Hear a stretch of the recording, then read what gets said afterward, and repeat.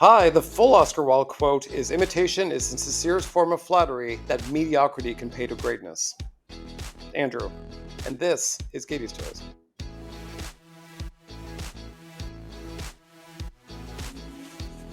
It's pronounced Grimace, like Versace.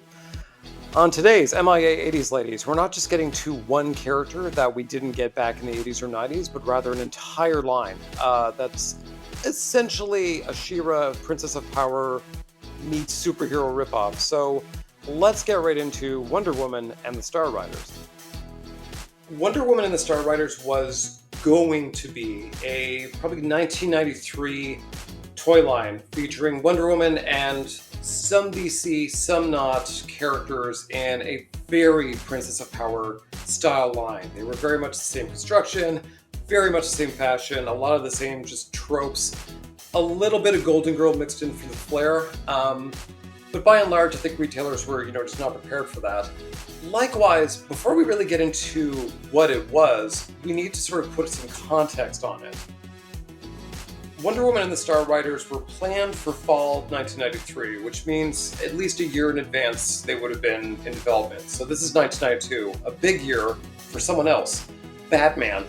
After the success of Batman 89, Batman Returns would come out in 1992, Batman the Animated Series would come out in 1982. You could not look anywhere within your peripheral vision and not see Batman. Likewise, Kenner, who would later be eaten by Hasbro, were churning out Bat products, Batman in every style, flavor, and color, and for other DC characters to break in at this moment was very difficult. That said, Kenner was probably also developing Total Justice, which would come out a few years later, which, that line that gave you body dysmorphia? Yeah. So while Kenner's over here, probably with the DC Master License, but absolutely in the Batman game, Mattel came out of left field and said, we want Wonder Woman. The reason this is interesting is that Wonder Woman had very strange licensing, agreement at that time.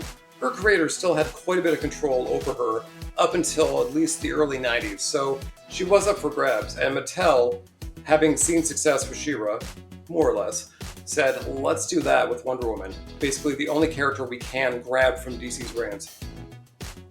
And try they did, albeit in a very half-assed kind of way. The setup, the plot for Wonder Woman and the Star Riders was every trope you can imagine. So essentially, they kind of picked a little bit from Golden Girl in that each of them had a sort of star jewel on their belts that would correspond to some sort of Earth-based power, and each of them was responsible for that Earth-based power. So, there was oceans, there was ice, there was earth, air, all of it. It was just every ecological trope that was all the hot ticket, but, it was super played out even by this point. The She-Ra comparisons notwithstanding, they kind of doubled down on this. Instead of, Wonder Woman fighting any of DC's core villains, they fought Persia. P-U-R-R, get it? She was just, again, another generic villain, very Catra-esque, very much had her own cat named Pantha, who quite likely would have reused Claudine's sculpt. So they just kept copying and copying and pasting, and it's as if Wonder Woman didn't already have a cat-themed villain they could have used.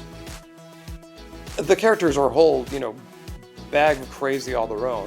Wonder Woman, of course, needs no introduction. She has been a steadfast brand juggernaut since the golden age of comics. So, they gave her a little bit of a redesign. They gave her a nice cape that she's sort of pretty much known for. Some frilly tutu, tights, not a fan. She had a Wonder Wand, and she did have a big jewel on her belt, and that was the Jewel of Air. So for reasons, possibly because of an invisible jet, possibly because she could fly, who knows, but she was the air one. Wonder Woman would essentially, in the most Wonder Woman fashion, be the mentor of these young girls and their quest for ecological yada yada. Of them, some you might have heard of, some definitely not. The first we'll talk about is Star Lily, who was really, as you can probably see, the Highlander of the group. There can only be one. She had arguably the darkest story, where she and her family kind of grew up in a forest. She already had, a real attenuation to nature. And then a volcano killed her family, and she was like, well, I guess I'll just, take off and become a superhero. Weird, wacky, like not at all in line with this line at all, but that's where they went. She had the jewel of, let's just say plants. There's a technical name for it, but considering there weren't really many black characters on the board except for maybe Vixen, who was very like associated with Suicide Squad at the time, and they certainly couldn't do Poison Ivy. I think this is the balance they struck. The next character is Solara, who has the Jewel of the Sun. She's an interesting one. I have consulted the orbs, and by the orbs I mean Alison Troy, the retro toy princess. Link in the description below. She has a theory that the character of Solara was originally going to be Supergirl. There were prototypes of Supergirl, presumably held back until Wave 2. The style of the shield on both of their chests, in some promotional images anyway, is very much the Superman shield. And likewise, I mean, being Kryptonian, she is, of course, a bit of a fan of the sun, so this might have been a last-minute switch. We have no basis of evidence on this, but it's a fun theory, and I agree with Alison.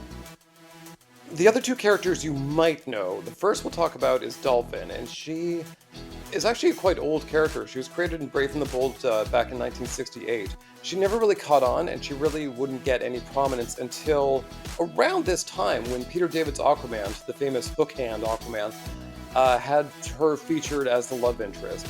That said, that was a little after this line. The doll within the Star Riders kind of looks like her. If you squint your eyes real hard, it looks like Dolphin. But that said, the write-up for her in the Toy Fair magazine is not the same character. I mean, as hard as they went with Star Lily's Dark Story, Dolphin seemed a very, stereotypical sea princess who wanted to go and learn about man's world, like that kind of thing.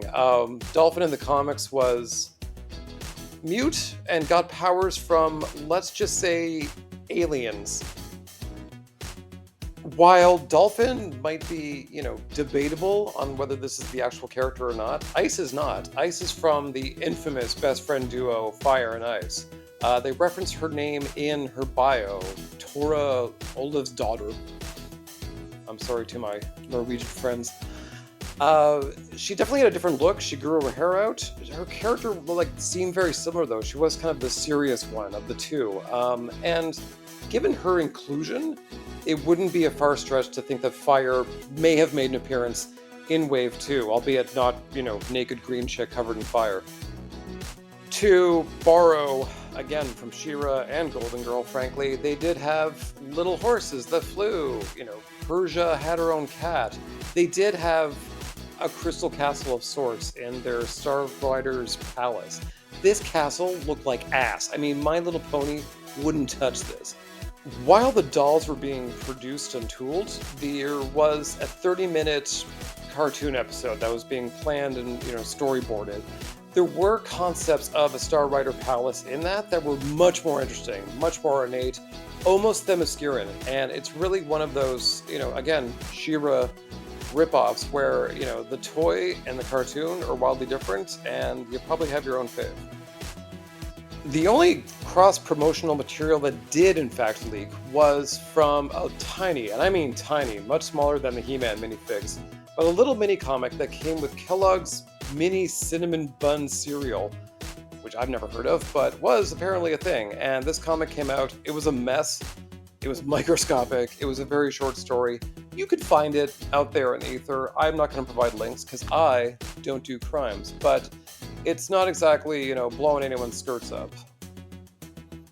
As mentioned before, Mattel really pushed this in their 1993 Toy Fair catalog to retailers. It is really where we got a lot of the information, a lot of the bios, a lot of the images. There's a lot of good, juicy stuff in there, but retailers just said, hell no. I think they remembered not so fondly She-Ra and said, we didn't know where to put her in the toy stores. Was it the pink aisle or the blue aisle? Was it action figure or doll? And this really goes to show you that, any criticism of gender constructs crumbles incredibly quickly.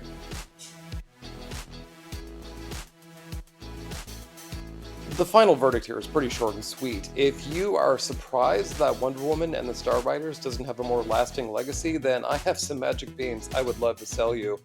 Wonder Woman, of course, did much better after this.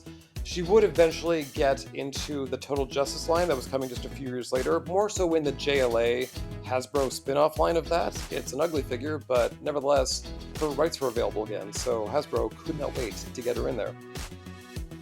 Her first real shining moment after Super Friends, after her 70s show, was really Justice League and Justice League Unlimited. And then likewise, she would go and lead what some people consider a kind of successor to this line, the DC Superhero Girls, which was wildly more successful. Likewise, movies, books, t-shirts, toys. I mean, there's not enough Wonder Woman out there. So, I mean, she's fine. As for the Star Riders, well, there's one footnote, that being in the Crisis on Infinite Earths compendium, they were listed as being on Earth 32, which is kind of, the dumping ground for everything that doesn't fit. And that Earth is right here. And that's all we really got for Wonder Woman and the Star Riders. I'd like to thank JewelRidersArchive.com for their incredible resources, as well as Alison Troy, the retro toy princess, who, gave me a lot of great theories and a lot of great background information that, it's sort of out there in the ether, but she being the master researcher knows all. It's a line that, when I first saw it, it was very tacky, it was very much a ripoff, it is what it is, but in the past few years, as I sort of go back and look at vintage lines that I wouldn't mind collecting, especially when they're small, kind of one and done things, I woulda. Not that crap castle, but I would have gotten the toys for sure. Maybe the horses. So I thank you for watching. If you like this video, please like, comment, subscribe, and I will see you next time on MIA 80s Ladies.